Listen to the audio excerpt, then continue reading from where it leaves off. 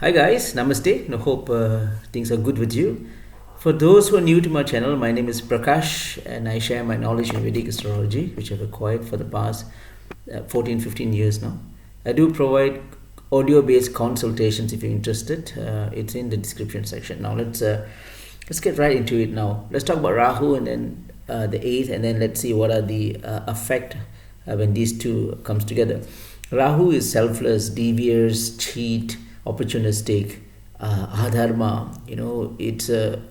It always ventures into risk, which has a lot of gains. Materialistically, it's highly materialistic, and it's not bothered about the ramifications, about virtue, dharma, righteousness. Absolutely lack of empathy. You can think of Rahu like a politician who is a devious one, who is a cheat, who's a corrupt, who really don't bother about the welfare of his people or citizens. It's like that, right? The 8th is a house of upheavals, a very karmic house, a house that you will go through difficult times in your life, and normally these times comes in a very sudden way. It's a shocking, especially if one gets like a disease, accidents, relationship problems, detachment, maybe even death, right? The 8th is a very karmic house. One will need to go through this, especially if you're going through the lordship of the 8th in your dasa, and you can say for sure that you're going to have many problems in life, even Ketu as well. So it's a very challenging house. This is the house that we need to gain strength to endure it. This is the one that actually teaches us higher knowledge, which is why the 9th is the house of higher knowledge. It comes right after the 8th. So please understand that if you are going through the lordship of 8th house, you are bound to have many problems in life, and these problems are to be taken as lessons. Okay, but of course we can always mitigate the problems. We can see where the problems may happen, in what sort of scenarios, based on the grahas that you have in your 8th and its associations. Okay, but anyway, Rahu in the 8th. Okay, if you have Rahu in the 8th, chances are you are a person with highly dynamic personality. You like to get things done. Okay, not like a go-getter personality. The go-getter personality is Mars. It's very tenacious. Rahu is dynamic. Okay, Rahu tends to connect with the people, with friends who will gain something from them. They always have intentions. So Rahu in the 8th creates a very serious problem, because number one, 8 is, as I said, upheavals. This is the house where you learn to endure your problems, all the problems that you go through. That is where it all happens. Okay, all the bad things happens in the 8th. It's a house of changes, great changes in life. All right, but if it's well positioned, then it's good for you. But Rahu in the 8th, as I've seen, regardless of what people say on the internet, what I've seen over the 14-15 years now, that it's always caused problem. It always brings down a person, because it sort of gives you everything. Rahu in the 8th gives you things. It'll entice you, it'll lure you towards the materialistic world. You'll notice during its particular dasa, things will start to happen for you. You get more fame, more popularity, more money, more on everything.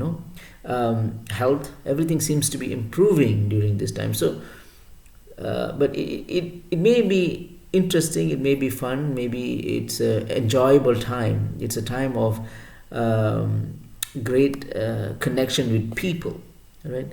One thing would not be there: your connection with God. You will lose the feelings or the bhakti or the devotion within you. Okay, that's the one thing very obvious for Rahu in the 8th. They struggle to get the divinity, and they be sometimes surprised to see how people are so devout, how people can connect with God. But these people, no matter what they do, they can never get connected with God. They just don't have that feeling, because it's highly materialistic.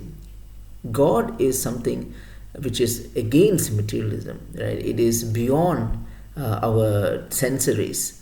So in order to reach that understanding, that realm of existence, one needs to gain a devotion in one's heart, which is very difficult for people who have Rahu in the 8th. So it's all materialistic. Everything is nice and dandy. You're making a lot of money. You have that fancy car, the big house, the job that you always wanted. Things are changing. Things are improving in your life. But then it would not last. What it does is Rahu, remember, Rahu is a karmic Raha, and the 8th is the house of karma as well. Right? So both together will cause serious damages for a person. But the damage doesn't come very obvious. Unlike Ketu will immediately show you the problem. Okay, this is what you're going through. This is what you will have to endure in your life. Rahu is different. Rahu in the 8th is especially different. It will show you all the goodness of life. Okay, and when you reach that, okay, it will take it out totally. It will take off everything that you have gained for all these years and leave you all alone. Some people, you have noticed that they succeed in life, but then in just a matter of overnight they lose everything. Family, money, friends. Nobody will be with them. You may be even shocking to see people with that situation. Now these are the people who have Rahu in the 8th. They go very high and they forget the existence of God. They forget what the things that needs to be done.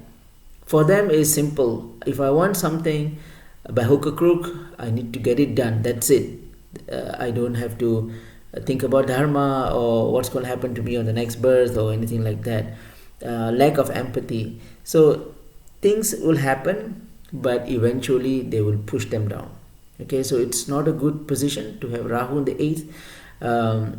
It may be seen like things are happening, but get ready to lose it all. Okay, so it is a very dangerous position to have, regardless of what the internet says and all that. But this is based on my experience. I've seen many of my clients lose everything because of this situation, for a simple reason. They forget God, they forget morality, they forget righteousness, virtue, dharma. For them, everything is blinded by material gains. It's the next model of their sports car, is that big mansion they always wanted, and they will get it. But they will lose it all. It's a very, very dangerous situation. If you're having this combinations, you have to be very cautious, especially the effect will be strong during its dasas. All right. There are very simple remedies for this. First of all, you can connect with Goddess Durga. Okay, Goddess Durga is a very powerful and also the presiding deity of Rahu. Okay, so by propitiating her, it changes the whole thing. Okay, yes, you will be having Rahus in the 8th. The personality, the behavior, the outcome may not change much, but then you have more control over it because you have the element of God, right? So you may succeed, but you may not lose that much. You may lose sort of an insignificant level as well, which keeps you on tap, which keeps you on the path of dharma. All right. So remember Goddess Durga, and follow all her days. From Navaratri to the days of your. Some people have different days for her, but generally speaking, Friday is a good day. So connect with her, and you will see a lot of great changes happening in your life. So don't get confused with the greatness and the effect of Rahu in the 8th, and since things are really happening. But there is a caveat here. There is a danger that lurks. So don't get overly excited by Rahu in the 8th and its givings, because it's going to take it back. All right. So be cautious, be alert, be more devout. That's the key word here. Connect with God. That is very, very important. To be specific, Goddess Durga gives you all protection and blessings from our mind to sway away from God. Okay, so I know this video sounds a bit scary, but this is based on my experience, which I've seen over all these years, and the clients which I have who are suffering. Some are even suffering now. So if you have this and if you're going through such problems, you can always connect with me. My email is also in the description section, or if you want, you can put it on the comment section as well. So the choice is yours. So take care, guys. I hope this video will be helpful. May God bless all. Namaste.